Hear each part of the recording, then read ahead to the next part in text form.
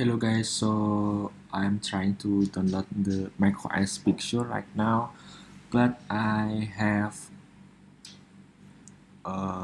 issues which is like this: installation failed, and when I read from the street, nothing's no solution that I found, and when I see on the system status on the Apple, it says that macOS software update has resolved issues, but I try several times. It's still same issues, and I try another solution, which is I try to find the IP address for the Apple, which is